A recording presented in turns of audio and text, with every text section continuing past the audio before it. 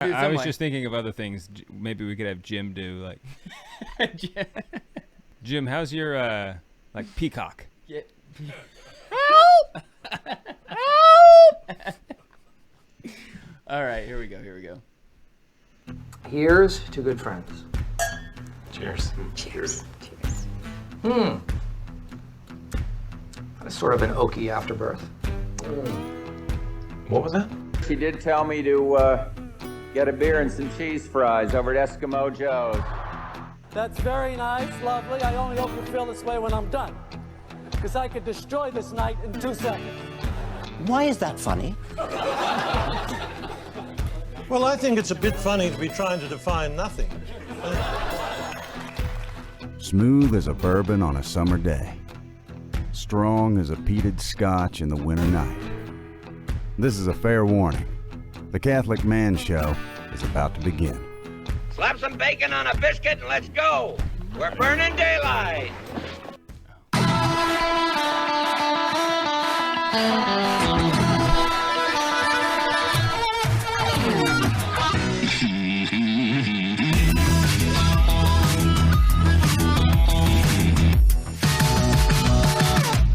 Welcome to the Catholic Man Show. We're on the Lord's team, the winning side. So raise your glass. Adam Minahan here, sitting in studio with David Niles. Jim is back. He came from vacation, came back, guarding the door for us. What's up, this Jim? evening. Good to have you back in The the beard studio. continues to, it just is getting better and better. Just growing magnificently. It's glorious. We have it. Jim, thank you. Yeah, thank you for keeping that up. We have a great guest this evening talking about a very timely topic, very season or liturgically correct topic, maybe? Sure. I don't know if it's actually liturgically, but yeah. Anyway, we have Emily Jaminet joining us this evening to talk about the Sacred Heart of Jesus, one of my favorite topics to talk about. Thank you so much for coming and hanging out with us this evening. Well, thank you for having me. I'm super excited to be hanging out on the Catholic Man Show and talking about the heart of Jesus. I can't think of anything better. Yeah, talk about Jesus. That's like one of our favorite things to talk about. He's probably my favorite. Amen. So you have a book. You're gonna give us all these secrets today. I'm pumped about learning secrets. I like to be in the club. I like to be in the know. Yeah. So I'm pumped about. Why don't you tell us a little bit about your book and where people can get it, and then that way we can start talking about what's in the book. Sure. My book is published by Ave Maria Press. It's Secrets of the Sacred Heart, and it's 12 ways to claim Jesus's promises in your life. And so my favorite word in that title is the word claim, and empowering people to see that the 12 promises are a pathway to holiness to help you go deeper in your Catholic faith. It's made such a huge difference, not only in my life, but in the life of so many. So I break each promise down and make it digestible. I show them a little bit, where this is related to in Scripture and just how this came about, this awesome devotion to the heart of Jesus that I think causes spiritual stability. So if you think the world's rocky, go to the heart of Jesus as fast as you can. Yeah, so I think that it's interesting as we have Protestants that that listen to this show, and they may think it's kind of weird that we focus on specific body parts of Jesus to have devotions towards. And I was thinking about I think there's even a devotion to the knees of Jesus. Oh, really? Yeah. I didn't know this one. I think there is. So I was thinking about that today, thinking about how do you really explain that? And I thought, well, the hypostatic union, you have Jesus and God and man, truly God, truly man. And if we are going to try our best to understand Jesus as a man and understanding him as he is walking this earth, he completely gave every part of his body to, he sacrificed every part of himself to us. The heart bled for us. And so that's just a complete understanding of true sacrificial love towards his created.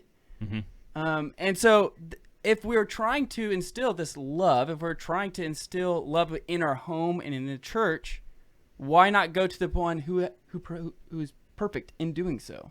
What do you think about that idea? I know this is just a rough thought that I had today, and so It's a really good place to start. And I'm kind of on a mission to reintroduce the love of Christ back into the Catholic faith. Because let's be honest, a lot of people don't understand that when we go and we read the scriptures and we hear about Christ, it's always from a place of love that he instructs us. And there are key scripture passages that reveal that the heart of Christ is more than just a body organ, right? It's more than just, putting, his image up on the wall to feel good. It's a holy reminder of so much more, so that we put on the right lenses as we read scripture, as we dive deeper to what love is. Our society is in such a crisis over what is love. It's a battleground for that term, but the solution truly is the heart of Christ, understanding that heart, knowing his virtues, knowing his voice, so we don't get confused. Yeah, I just think it's something that we don't take seriously enough. Just the idea of images in our lives, they can be used so powerfully to persuade one person or groups of people, especially children. Yes, yeah, certainly. But it is similar, I think, to the Divine Mercy image, right, where Christ was very insistent that no, I want this image to be painted and venerated, and then he even give like spiritual promises to people who would venerate the image. And I think like the Sacred Heart is like the OG of Divine Mercy. How long? I don't even know. How long has the devotion been around? Well, many say it's the very beginning of Christianity, because the Blessed Mother, her heart, the significance of his heart growing in the womb connected with the Blessed Mother. We can look at St. John the Apostle as he rested his head in scripture, at the time of the Last Supper. So those scriptures really come alive when you begin to venerate his heart. But, around 1670s in France, St. Margaret Mary Alacoque received these visions of Jesus where he appeared. And as you mentioned, his heart was outside his body. Now, it was a very unique thing. This is for Protestants, we don't take these words lightly, such as vision, right? Apparition. The church does a lot of research investigation before they approve anything. But what his essence of visiting in 1670 is to put the heart back in devotion. He said, my heart is so in love with mankind, but often the response is coldness, indifference. And so we're invited to receive that love, share that love, and even offer up our trials as acts of reparation. Super big word, reparation. But like you shared earlier, a prayer before we started, we just want to give everything back to the Lord. So it's really an awesome devotion. Yeah, that's interesting that St. John may have been like one of the first ones to venerate Jesus' Sacred Heart when he rested his head That's upon very him. cool. I've never thought about that. Yeah, that is really interesting. I like that. So you typically see the Immaculate Heart and the Sacred Heart together. Why is that? Well, I think it's important for us to understand that Mary always leads us to Jesus, right? And Jesus always wants to introduce us to his mother. And if we can keep that balance in line, we have the right reverence for both of them. And, as we read in Luke chapter 1, the beauty of Mary's yes, her fiat to receiving that child, and then yet her walking with Jesus all along. And, for the Sacred Heart devotion, another powerful scripture is really his crucifixion, his death. And when he's pierced in the heart and blood and water pour forth, that's very significant, because when Jesus appeared to St. Margaret Mary Alacoque, you could see that pierced heart. And what's beautiful is in the image, the crown of thorns is around the heart. There's a flame in the heart. There's a cross in the heart. And this, for many people, they might say like, times were easier then in the 1670s, but they really were difficult times in the church. They were battling against Jansenism, which, for our families, many of our peers don't go to church because they're busy or they're tired or they're eating pancakes, but they were living in a culture where they didn't feel worthy to receive the love of God. And so I love this devotion because I like to say it's tried and true, and it's gotten whole societies back on track. So I think it's time to reclaim this powerful devotion. Yeah, so you give 12 promises, or Christ gave 12 promises, and so you went through in your book to kind of break those down. Now, as the father of your household, you can enthrone your home to the most sacred heart, and even in the kit that you provide when you go to your website, it even has it really beautifully done. The what exactly do you call this? A certificate. Yes.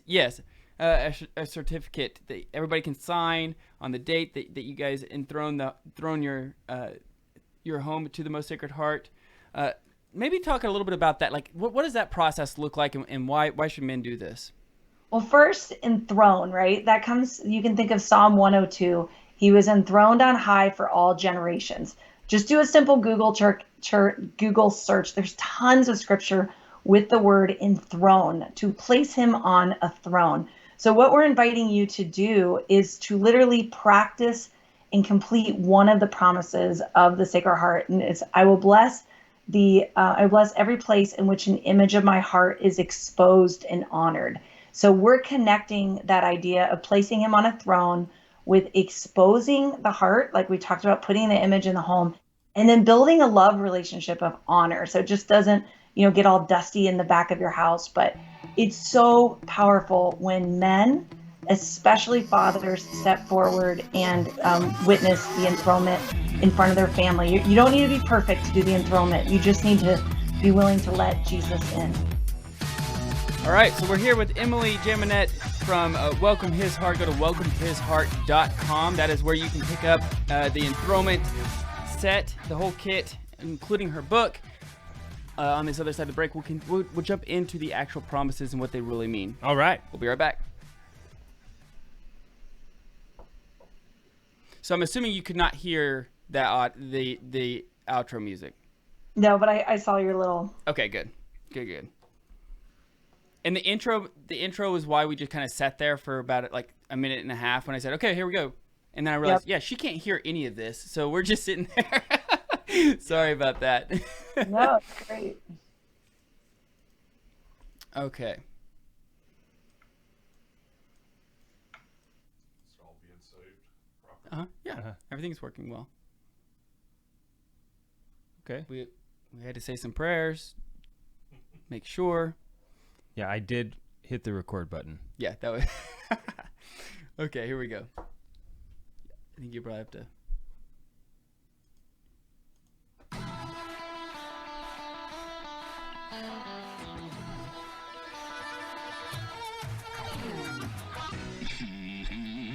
Welcome back to the Catholic Man Show. I'm David Niles, here with Adam Minahan, special guest Emily Jaminet. Jaminet.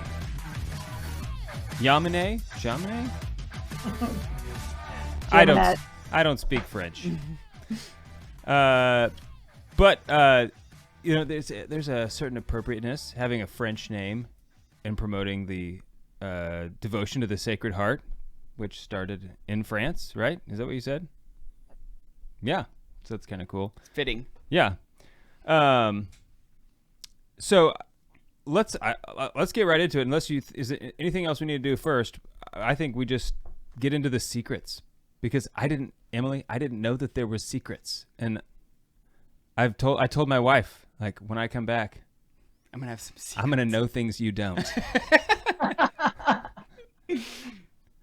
Well, yeah. So go ahead. Yeah. No, I was just gonna say secrets, promises. They all kind of, if they get you to go a little deeper, then we're doing our job to get you to investigate. Very good. Very good.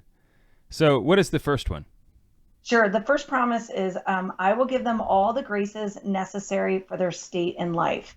So who does not want grace? I think, if you've ever done life the hard way, it's always when you don't have enough grace to get through your day is the hard way. So the Lord wants to give you grace, and not only just what is your vocation in life, but in every moment of your day. And I think that's the most important thing, is that you open the door so that Christ can come in and direct us and help us.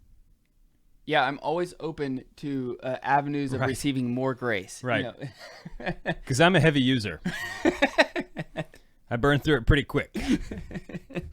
So you said. Oh, go ahead. I'm sorry. I didn't mean to interrupt. I just shared this one quote St. Margaret Mary said, as she said, "Our Lord will grant you many graces if you have the courage to follow him."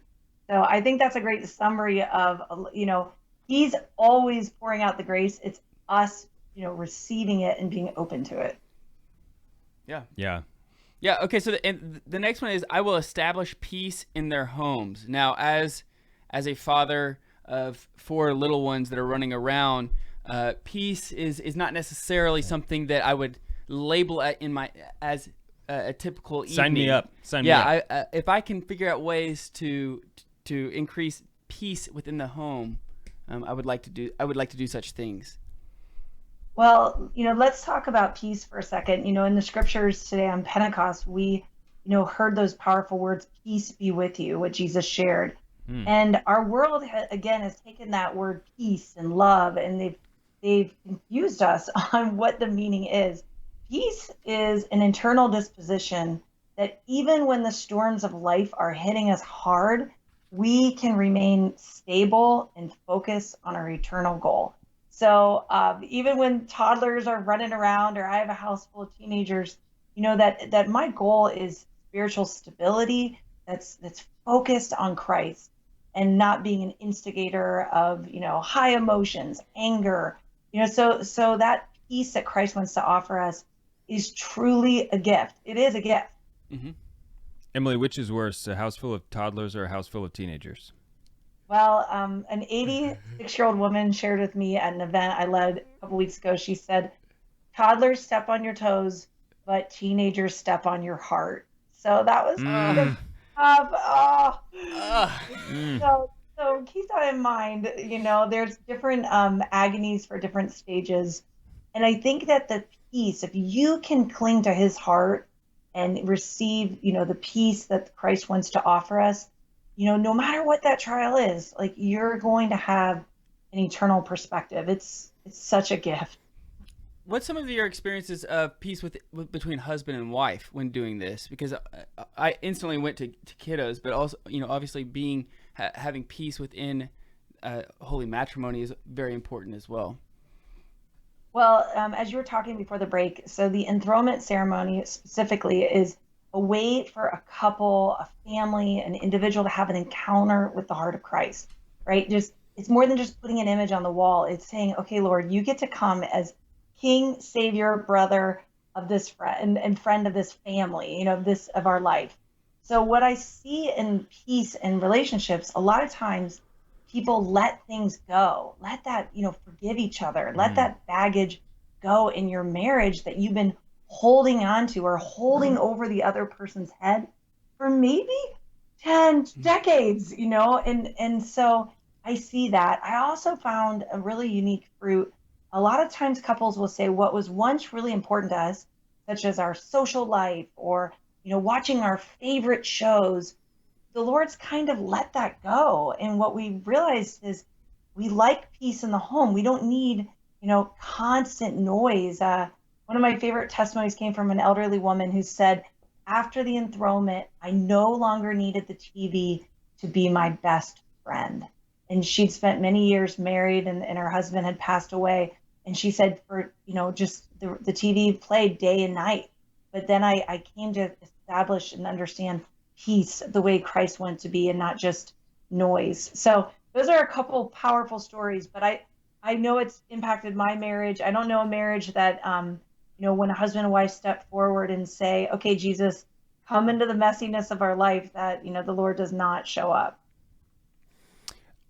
When you do the enthronement, where do you recommend that the images themselves be placed?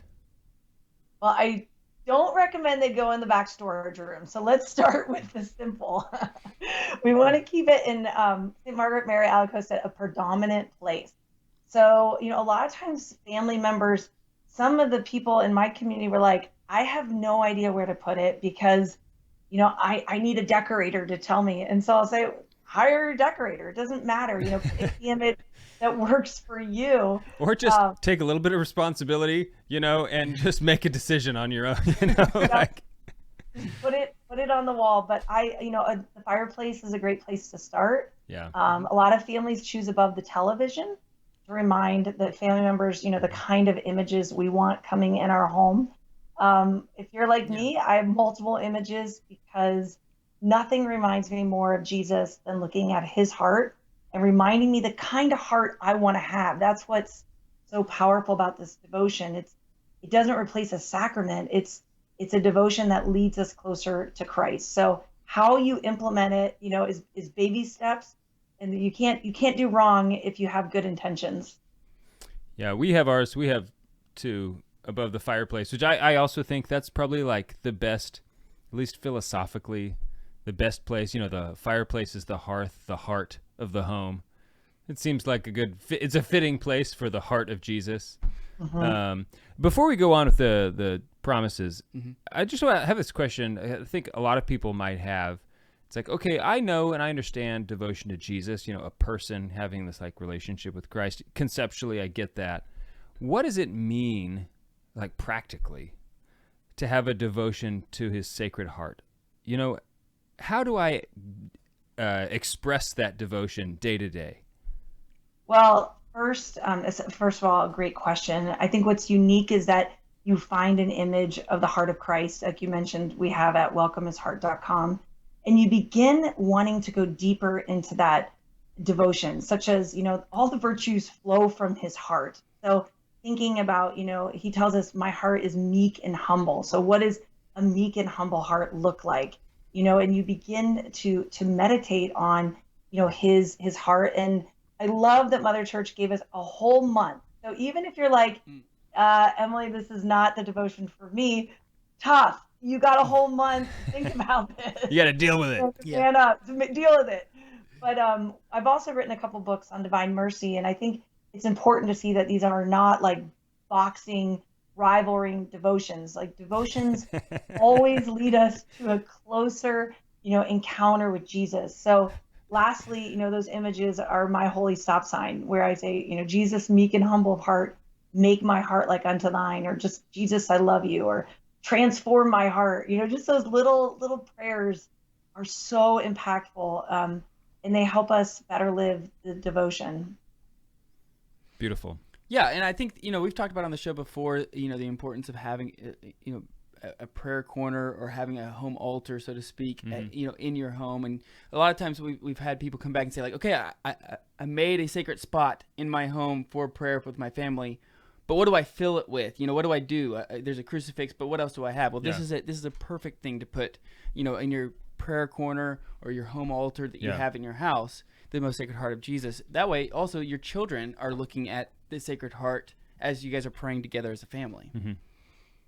You bring up another great point, and that is, this is a devotion that at one time was absolutely in every Catholic home. I've talked to priests that grew up in India. Every home had a devotion to Sacred Heart. I received a letter from a prisoner that actually shared that in South America, every home had an image, no matter how poor you were, every Catholic home had the heart of Jesus. And he said, if you do anything, just tell people, to have the image of the heart of Christ in their home. And so it's such a renewal, because I didn't make that ultimate connection yet. And that is, it reminds us of the Eucharistic heart of Jesus. So the same Sacred Heart that we have in our home always points us to the Eucharistic heart of Christ that, we are so blessed to receive on Sunday and whenever we go to Mass. It's such a gift. So the two loves build a stronger faith. Yeah. Okay. Excellent. Let's go to number 3. Let's check number 3 out. It says, I will comfort them in all of their afflictions. Now, this is one that everybody has afflictions. Everybody in this world, we will suffer. On this side of the veil, Christ says we will be picking up our cross and following him all the time. So when we get back, we'll have Emily talk a little bit about how he's going to comfort our afflictions. Mine is my good looks. He's going to comfort you? That's my affliction. I'm afflicted with. Well done. All right, we'll be right back. It's a suffering. For all of us. Oh. Ready? Yeah, let's keep.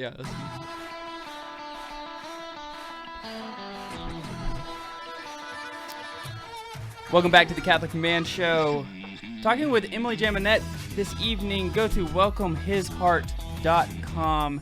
This is where you can pick up the whole set, her book on the 12 secrets, the 12 promises that Christ gave on. Don't tell people what they are. They won't be a secret anymore. Oh, we're doing it right now. Oh yeah. Yeah. Well, but all right. But the people who are listening, they can't tell anybody. That's right. Well, that's also anti what Christ told us to do. It's reverse psychology. Okay. You also have a great wallpaper for your phone that you can put on there, which would be another great way to continue reminding yourself about Christ's heart and continually praying throughout the day. I thought that was really great. The website is awesome. I went to it earlier this week and I was like, wow, I'm very impressed. It's a really well done website. Thank you. Well, I love that you brought up, I will comfort them in all their afflictions, because what I love to remind people is that Jesus had the most wounded of all hearts, right? And when you look again at the scriptures and you realize that he was betrayed by his friend with a kiss, imagine he sweat blood from agony of knowing what was going to happen. He died just through crucifixion and death. And so if you are feeling afflicted, the great news is this is where you want to go, is to the wounded heart. But it doesn't end there. That's where we are healed. So his healing it comes forth to us from his wounded heart. So I can't get enough of that, right? Like nothing can outdo, my pains are like little tiny pebbles, but to Jesus they mean so much. Yeah, can you just imagine that, sweating blood? Like that's a stressful day. That was terrible. I've never been that stressed before. No. And I know it's possible, like it's something that doesn't, but I think most of the time if it happens, you die. Like you're not going to live. Yeah. That's it. Yeah. One thing I'm sorry, Emily, I have to apologize to you, because at the very beginning of the show, we talked about enthroning the home to the most sacred heart. And then I did not ask the follow-up question that I should have, is how do you do such of things? You have it laid out in the kit of step by step, so you don't have to guess. Why don't you tell us, like, how do we do this? So enthronement, again, big word, a lot of people don't know what that means. We broke it down to 5 simple easy steps. First, you're going to get an image. So we have images. You can go on Amazon, get the right image for you. It can even be a statue. Next, you're going to need to choose the date. And I know that sounds so funny, but every family, everyone's busy, and it's easy to let these things go on the wayside. So put it on your calendar. Say, okay, on the Feast of the Sacred Heart, this year it's June 24th. I'm going to enthrone the Sacred Heart in my home. So I always remember that Jesus is King, Lord, and Savior, of my home. Super important. Then next, after we choose that predominant place, it's choose a predominant place. Like, where is it going to go? So I know that sounds funny, but putting the nail in the wall, being like, this is where Jesus is going to go. We're going to remove all those obstacles. The next point is prepare your heart. So we recommend in our Let the Light In booklet 3 days of prayer preparation. And it went through a lot of really important discussion with our spiritual director, working with our diocese, how much preparation. So what I love to tell people is, there's different ways to enthrone. I've seen 8-day preparation, 3-day preparation. You could do a, 9-day novena, but the point is you actually enthrone. What we found is a lot of times people would be so caught up in the preparation stage that they forget to actually do the enthronement, right? So you want to, prepare. We recommend a decade of the Rosary in the 3-day Let the Light In booklet, but obviously say the whole Rosary. But if, your 4 little kiddos are running around and it's super stressful, don't not enthrone because you felt like you failed the preparation. And then lastly, enthronement. Invite your buddies over. Invite people over for this really special day in your life. And you might feel a little corny filling out that certificate and being like, why? Your spouse, like, why are you doing this? Because that day has meaning for you. And what's so cool is that many people will say, that day I had no idea how significant it would be. My spouse, a number of times I hear about people, Jesus likes to rearrange the furniture a little bit in your house. So you might discover things such as, your spouse is struggling with an addiction, and this is the way. You need spiritual tools to deal with that. And Jesus is so gentle and kind, and he brings things to light. But those days take on tremendous meaning, and then that honoring. So now the good news is, guys, I didn't make this up. I have to tell you, I do not get any credit for enthronement. It actually is rooted in the father of enthronement, Father Matteo, who was a Catholic priest, and he had it officially approved in 1907. And what was interesting is his, realization was that he could see the impact of secularism and modernism on impacting the family in 1907. So this was a 40-year mission to promote, this Christ-centered devotion in the home. And men, this is, families change when fathers lead in prayer and welcome Christ into the home. Yeah, Emily, I suspect that at our judgment, that this will be a day that we go back to where Christ very well may draw like a dividing line in our lives, right? Where just how, that was so impactful in our family life, in our home life, for our domestic church. So I'm glad that you have the certificate, because it is something worth remembering and celebrating as a feast day for you personally, for your family. Yeah, and it's a physical reminder that even your kids get to sign it. So it'll bring to their memory throughout the years to come, and how they even sign their name, and all that kind of thing. I think it's very important. I think that's an important part of the physical part of the spiritual aspect. Emily, aside from just celebrating your annual, on the day of your enthronement, is it recommended at some point, it's been 10 years, I'm going to enthrone again, like renewing your wedding vows or something? You are absolutely right. You can re-enthrone monthly. You could re-enthrone. It's really cool. My parents we always do a re-enthronement on Christmas when we gather, or Easter. That's a great idea. They say before we give all those Christmas presents and spend all that money, let's remind ourselves of who's the real king here. And it's really beautiful. So I encourage anyone to, we just renewed our enthronement during COVID as a family. So, and then to think of the growth. I mean, guys, I had no interest in promoting enthronement back in 2013 when this happened, but my life changed. I literally saw the world differently, and I saw that somebody's, it was so powerful. Think of the words of Joshua, as for me and my house, we shall serve the Lord. Somebody's got to say that in your home. And it might just be you. I mean, a lot of people say, I'm the only practicing Catholic. Everyone's left the church. You can still say those words and mean them, and build a covenant of love with the Sacred Heart. And, lastly, it's a little different than personal consecration, because consecration prayer is you consecrating your life to Mary or Joseph or the Sacred Heart. But enthronement is encompassing all of your family. It has a blessing to it that is very unique. And so even if your family is all on the other side, they still benefit, especially your family in purgatory, for you, offering up your daily joys, works, and sorrows to the Lord, and witnessing or going about and doing the enthronement. So this would be a perfect thing for your engaged encounters, whenever you're doing engaged encounters, to get them as a gift. We do. You do? Man, it's we're on it. We're on. Thank you. You guys are on the ball. Thank you, Deacon Thomas. Very good. Very good.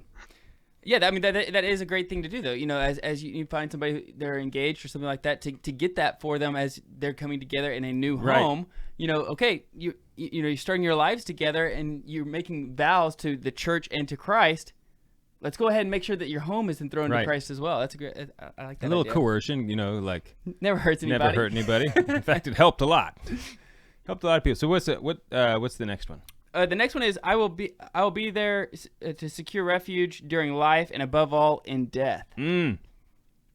I like so, that. and I think that's really important. Many of us are really struggling with anxiety and fear of death, fear of this world. And I think that, the Lord continues to speak when he spoke to St. Margaret Mary Alacoque, saying, like, my heart is your refuge. Like, it doesn't matter. This is where you go to receive my love and to cling to who I am.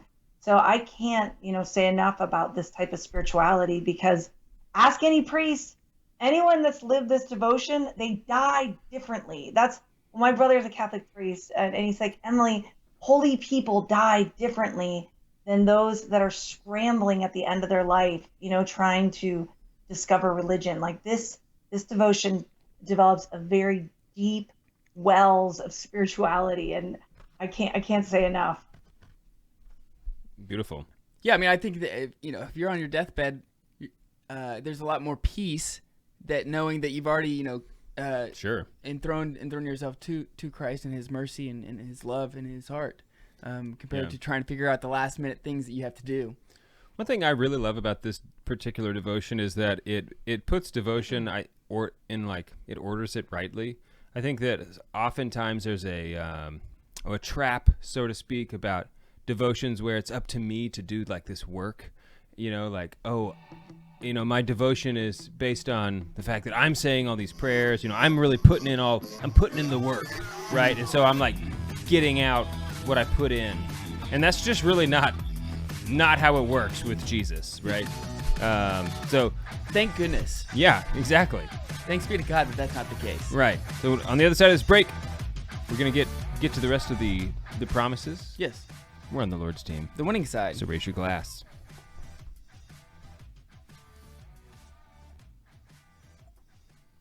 Okay, so what was that, number 2?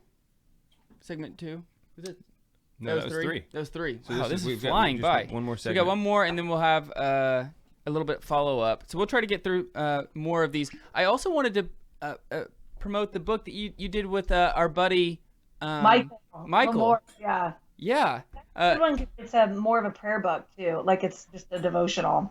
I love that book. What was it? What was the book? Sacred Heart. It's a devotional book to the Sacred Heart. I love that book. I'll have him send you one. No, he already did. He sent us. Good. He sent us one. I actually, my kids. So we homeschool our kids, and my kids' handwriting assignments come from that book every day. Where did it go? I love that. I don't know. What I love it too. That's one of the things. And these are all the really old prayers. I think we should also, let's hit the 12th promise, because I love First Friday devotion. Okay. We'll just tie in that Eucharistic heart and kind of make sure that I cover that. Okay. Yeah, and we can keep going. I mean, I don't know what your time constraint is, but we're good for. Kids are in bed. The other thing is that a lot of times people are confused. Like, does the priest have to come to my home? So we could also clarify that if the priest comes, that's great. He can give you a blessing, but he doesn't have to come to your home or my home for us to welcome Jesus in. So kind of clarifying that. Yeah, that's a great clarification. What if you start the First Friday devotion, and in the 8th month, let's just say Good Friday is the first Friday of the month? It counts. It counts? It counts, but if you don't go on Good Friday because you do receive communion, right? You have to receive communion. That's okay. And Which you do on Good Friday. You still can. But during COVID, didn't work. Our spiritual director said, no, start over when the church is open. So you want to take advantage of, God's a merciful God, so we can talk about that. Before they lock us down again. Yeah. Hurry. Get it in. Okay, that'll be good. I mean, we can run through some of these a little bit more quickly and make sure we get to 12, and then we can push the book, because Michael also gave don't let me forget, he gave us a promo code for that book for everybody. Okay, sweet. It's TCMS 2022 for 15% off. Yeah, TCS 22. Or Not 22. 2022. Okay. Just 22, he said. Okay. Very good. Awesome. Okay, here we go.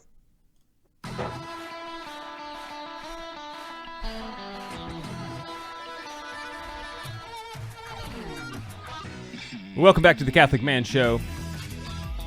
I'm David Niles, here with Adam Minahan and Emily Jaminet. Thanks for being with us, Emily. Thank you for having me. We're talking about the Sacred Heart of Jesus, my favorite of all the hearts. Probably in order: Sacred Heart, Immaculate Heart.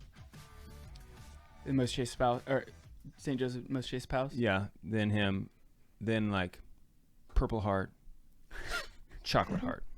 Chocolate Heart. 5, Chocolate Heart. In that order. Not white chocolate, dark chocolate. Okay. Okay. So, but right before the break, I was just mentioning how what I love about the devotion itself is that it's it I think orders us rightly in the relationship between us and Christ, in that it allows him, and it like makes us recognize that he's the one doing the work, right? We've opened up a space, and now we're just simply like letting him love us. Right, and we're just kind of receiving it, and I really, really love that. I love all kinds of devotions, all holy things, but sometimes that, like I said, sometimes I think they have the tendency to make us think as if we're buying grace, right? Because we're working for it or something, and so this is just really great. Jesus. Well, it changes how you read the scriptures too, right? Like this devotion transforms every aspect of your life because you're striving have a heart like Christ, knowing that he has a perfect heart. So your holiness isn't just head knowledge. This is where the battleground is, right in your heart. It's awesome. Totally. So the next one, I'm curious on something maybe that you've either heard on a personal level or some feedback that you've gotten. The next one is, I will bestow abundant blessings upon all of their undertakings. What's something that maybe you've heard from somebody, or maybe even in your personal life that you can say like, yep, that's absolutely true? Well, I think what's absolutely true is the Lord provides the correct order of our life, right? So first and foremost, what are the undertakings that you should be investing all your time in? So if you're investing all your time in your career and a very little in your family and in your faith, he is going to help blossom the other areas and maybe give you a new perspective. I think that's, really true. Being first in the state of grace. Second, what is the Lord calling us do? And have I seen this firsthand? Yes. I'm having a webcast on June 14th, sacredheartwebcast.com, and I'm interviewing different people on this promise, and one of our guests is saying it transformed his business because he realized it was no longer him holding it up with sweat and tears, but rather handing it over to Christ and saying, this is for your glory. It's a very different way of setting things up. I don't know if you feel this way with the Catholic Man Show, but the Lord has to lead and we have to follow. So it puts things definitely back in order. Emily, one thing I love about the website is you actually have an enthronement for a business, for your office, which is a great idea. Great evangelization tool as well. Yeah, step one is obtain permission, right? Like if it's not your business, get permission first, right? Because you need to follow the chain of authority, right? But I would have never thought about that. I think that's a great idea. Well, there was a woman who owned a really amazing predominant spa in our community who did the enthronement. And, it was right before COVID. Who would have ever thought? And now she's like, I can't believe what we endured and the steps that we took to keep our business going. Like so many businesses need Christ now more than ever. Because there's a lot more obstacles for sure. One of the next ones is, I'm going to skip a little bit just for the sake of time, and also because I want everybody to actually go buy the book and read through, because we're only being able to touch very, very short amount of each individual promises. But one of the next ones I really liked is lukewarm souls shall become fervent. No one wants to be lukewarm. I mean, hot or cold, at least you know what side you're on. Lukewarm is like God's vomit. He's spitting you back out. That's not where you want to be. And I think everybody can relate to somebody in their family or a friend who has become lukewarm in their faith. become lukewarm in their faith.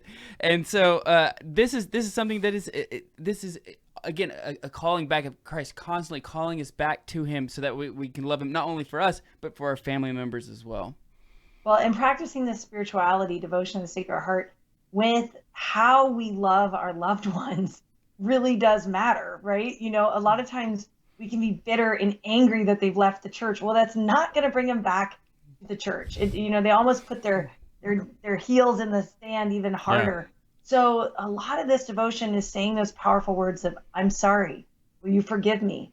I'm working on my very own heart to love you to the next level. Joy in our love, and that transformed faith is attractive to people when we authentically practice our faith, and yet we don't compromise. So that I've seen it day in and day out. People call me and say, I can't believe what this has done to my own faith life, because actually the lens of pride is starting to come down, and I'm seeing the areas where maybe I've contributed to hurting those ones around me, and it's a deepening. It's really, really powerful.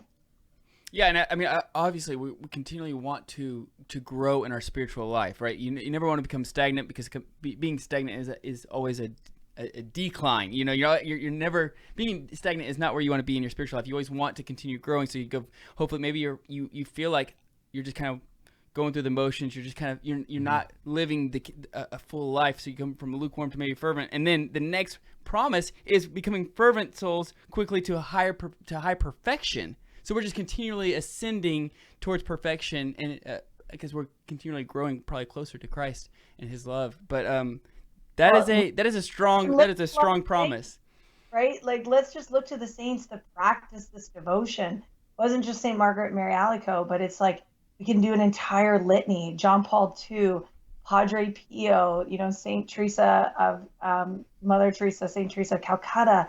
I mean, just name the saint, and a lot of them had this strong devotion to the heart of Christ. So I like to stay where the greats like to be, and this is a good devotion for that, for sure. Yeah, I imagine that probably all of them, all the saints, like since in the last 400 years or so, have had a devotion to His Sacred Heart. I'm just gonna go out on a limb and say that's probably the case. What's the next one? I will bless every place in which an image of my heart is exposed and honored. So that's the action, right? That's where the enthronement. So there's two actions, and that is one, not too hard, right? Place the image up, develop that relationship with Christ, get that image blessed by your local pastor. That's a great way to tell him, hey, we're having the enthronement. Can you bless our image? We don't require a priest to, witness the enthronement in the home. We always welcome priests. My brother's a priest. They can come for dinner. They can bless the home. But the enthronement is really the family inviting Christ in, and that's not required that the priest is present for this enthronement. Yeah, and that's a good distinction, because you don't want to sit there and wait and kick it down the road, kick the can down the road again, waiting, and then not be able to do it. Yeah. And the next promise is awesome. I mean, we have priests that listen to the show. Shout out to Father Brian O'Brien. But the next one is, I will give priests the gift of touching the most hardened hearts. Sweet. That was a fun chapter to write. I actually interviewed a bunch of priests on that exact. I'm like, how has the devotion influenced your priesthood? And, they said, especially in the sacrament of reconciliation, to be able to have a heart like Christ in loving everyone when they come in, and just the honor of that. So I think that priests have a special role. We need to pray for our priests. They do very much heavy lifting from all the sacraments. But I can't say enough for priests. And many priests have told me that they've received their devotion from when their parents had a devotion to the Sacred Heart. So that devotion was always, in their family. And I like to say the Sacred Heart brings happy, holy, healthy homes. That's the mission, is that we all can have a happy, holy, healthy home, so vocations can foster and grow. Okay, so I'm going to skip number 11. We'll just read it, but then, because I want to make sure that we get to the last one. But the 11, which is not to be, I have to at least say it, because Yeah, it's pretty intense. pretty sweet. Yeah, those who shall promote this devotion shall have their names written in my heart, which is... We're looking at you, Emily. Yes. You're there. You invited me, so you're a promoter too. So that's good. Is that a Catholic hack? Is that one of those like Catholic hacks you just want to make sure? It's sort of like praying for the souls in purgatory. Yeah. It's like this is multiplying. I'm multiplying my own graces right now. Okay, so Emily, why don't you tell us what number 12 is? Well, the 12 one is just so powerful. I promise you, in the excessive mercy of my heart, that my all-powerful love will grant to all those who receive Holy Communion on the first Friday in 9 consecutive months the grace of final perseverance. They shall not die in my disgrace, nor without receiving their sacraments. My divine heart shall be their safe refuge in the last moments. I mean, it's called the Great Promise. That's the nickname, but how great is that? So I love, it's another way to think of it is called the First Friday Devotion. Go to Mass on every First Friday and recall the Lord's passion and death, and then do acts of reparation. So when we receive Holy Communion, we say, Jesus, for all those that don't love you, I love you. I'm here to comfort you. So that spirituality, it just changes you. Yeah, I mean, to be able to receive the sacraments not at your final moment in this life is extreme. I mean, that's what we all want. I mean, that's why you pray for a good death, right? That's why you pray to Saint Joseph for a good death, so that you can receive the last sacraments and all the ejaculatory prayers that come along with that. So if you are listening on the Catholic radio station, your local Catholic radio station, go check us out on thecatholicmanshow.com, because we have a promo code and a book that we're going to be talking about. So on our podcast, go check us out. We're on the Lord's team. The winning side. So raise your glass. And cheers to Jesus. Cheers. Sorry, Emily, I had to wrap up there very, very quickly. I apologize. That's perfect. Okay, so that, I mean, that last one though is so what happens though if somebody doesn't, like, let's say they're in month 8 and they don't get to the 9th one? Do they have to start all over? Like, how does this work for all of our scrupulous friends out there? Yeah, they have to start over.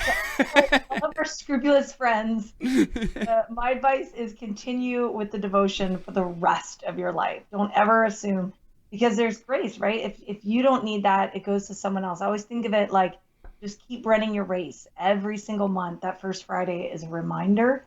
And so don't ever, if you get to 9, start over and go back to 1. If you hit 8, I recently had to start back over, and I was like so frustrated. But then, my husband and I went to First Friday Mass this past First Friday, and it was awesome. So maybe I wouldn't have made that such a huge priority if I wasn't trying to track this ongoing goal. So you can't go to like the 5 p.m. Friday Mass and have that count for First Friday and First Saturday. That doesn't. Interesting. Well, usually the First Friday Mass is a votive Mass to the Sacred Heart of Jesus. So right. Usually that's, so if it's a votive, if it's I think Mary's Mass has to be on Saturday. Yeah, that's what I think too. I'm just checking. Okay, so once again, it is welcomehisheart.com. You have a beautiful image that comes with the kit that's also very thick. It has the prayers on the back. I really like that. Then it also comes with an actual just a picture of it, but it has the morning offering, the prayer of the Holy Heart of Jesus, and the renewal prayer. So that way, if you've already done this, but you're like, yeah, I should probably renew this prayer, you can get it, and that also will come in the kit. And then also, like we had mentioned before, your certificate. That way, I love it. Actually, I don't think it's like this is something that maybe I'm just. No, I don't think I think you said corny or cheesy. I think you said, yeah, and when you said that, I was like, I don't know. I kind of eat this stuff up. This is the kind of stuff I like because it reminds you. It's a daily reminder. It's like Catholic, it's like sacramental kind of stuff. Yeah, it's like a thumbprint of your family history, like a snapshot. Like, boom, this is the day. This is like what happened in this moment. This is everybody got to sign it. It was a big deal. Like, it's a big deal for our family. You should be buried with it. That way you can be I also tape mine on behind my image. Like, I have a bigger image, so I taped it behind there. But people have told me they've gone to antique stores and they found old images with everyone's signature on it, and 1925. So really cool. Like this is a tradition that's gone on since really enthronement took off in 1907. That is very cool. We have the images we have are also very old. I don't know. We got them from my wife's parents, actually from her grandparents, and so they have that old vintage look, like awesomeness. Like they just used to make things more awesome than they do now. In many ways. Yeah. Okay, but you also you co-authored a book with a good friend of ours who's a supporter of the show. Why don't you kind of tell us a little bit about that? Because I've been using it, or my family has been using it on multiple levels, a very practical level, but then also a spiritual one. Why don't you tell us a little bit about that book? Sure. Michael Lamort lives in Columbus, Ohio with me, and he invited me to be part of this editing process, putting together an actual Sacred Heart devotional that has all the old prayers. So it wasn't so much, Secrets of the Sacred Heart. I walk you through the 12 promises and it's a devotional, but we just wanted a prayer book, like with all the old prayers. So that's exactly what it is.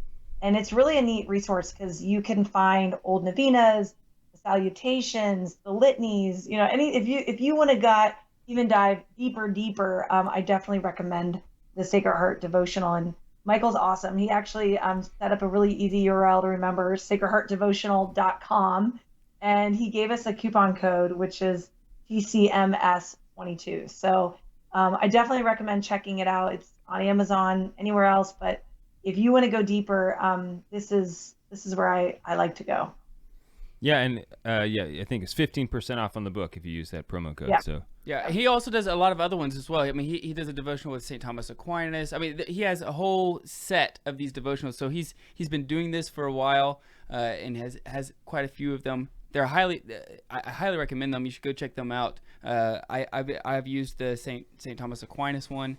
And then we've actually been using this Sacred Heart devotional. I told you in between the break, Emily, one of the things that we're doing, because we homeschool our children, one of the things I'm using these old prayers that you guys put in there and the old hymns, and using it as a handwriting assignment for the kids every morning. So that's what their handwriting assignment is going from this book to handwriting. So, which is I think is a good. Do you homeschool by chance? It's so fun that you asked me that. I homeschooled for 8 years. Okay. And then I knelt down one night at the Sacred Heart image, and I'm like praying, and I really felt like the Lord inviting me to close that door. So I said, yeah. Jesus, I need a miracle if I'm going to walk into a Catholic school. So we prayed the Holy Heart of Jesus prayer, and we prayed it, ever since for the Catholic school tuition, and it's been amazing, the journey just from that transition. So I get to say, 8 years. That's a long time. Oh yeah. No. Yeah. I just asked that because I understand now. That you have to get really creative a lot of times with how do I implement some of these things. Yeah. And so that was just one way that I like that way, because they're writing it and they're memorizing it. But they're also having to do their homework assignment, their handwriting assignment. But we also are using it. We're using the hymns, because you also have a lot of really great old hymns in there. So we use those. We're using it for this month at the end of dinner together, and just trying our best to sing. None of us are very musically inclined, but it's okay. Jesus gave us the talents that we have, and we're just gonna sing. It's like we're gonna use it the best we can, or abuse them. I'm just we're not just sure gonna try. Sometimes, but that's what we're doing for this month on for the Sacred Heart, and so I highly recommend the book. It's really great. Oh, that's awesome! I love that. So, Emily, if you could just summarize up what is the enthronement again, just briefly, for the people Sure. who because we've talked about a lot of different things. Well, I think the enthronement, just think of it as this, is welcoming Jesus into your life in a new way. Welcoming him into your heart, into your home, and letting him come, not just as Lord, but as King, Savior, brother, and friend of the family. You're building a covenant. So even if your family is broken, even if you are alone, you're never alone, because Jesus is always with us. So I can't say enough about implementing the next step, and not just being a good Catholic, going to Mass, but transforming your home, encountering His heart. Yeah, and Beautiful. as as Catholics, the month of June is, like you said, is the month of the Sacred Heart. I know the secular world is trying to say it's something else. It is not. It is the Sacred Heart. And so this is a great way to be able to live liturgically in your home, to apply what is happening on Sundays into your home, and like you said, and welcoming Christ into your home, at the Eucharistic heart into your home, and let Him lead you and your family. I really recommend, as I mentioned, I have older children, 22 to 6. This is how we're called to talk about what is love. So don't shy away from this month. Instead, embrace the virtues of Jesus. As I have an airplane flying over. Oh, I was like, what is that? I was like looking down, like, is that my microphone or what happened? No, an airplane, of course, right? Of course, right when I talked about that. But that's the truth, is don't shy away from what is love. My children all know that true love comes from Jesus, and that we know what love looks like. We know that is the person of Jesus, and that His virtues flow forth. So we need to go back to this devotion of end times. That's what St. Gertrude said. The devotion of the heart of Jesus was for end times, when hearts would grow cold. So this is a great reminder of, Jesus is with us. I just can't think of a reason not to do this. I've been trying, and I haven't come up with any. Like, just even from a natural level, the images themselves are beautiful. So you can't say that. You can't use that as an excuse. Right, you're adding beauty to the home.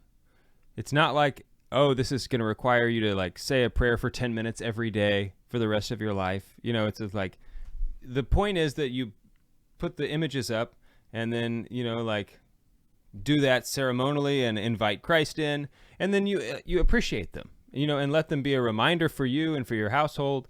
Let your guests see them, like put them in a prom. So there's not like the cost is super low,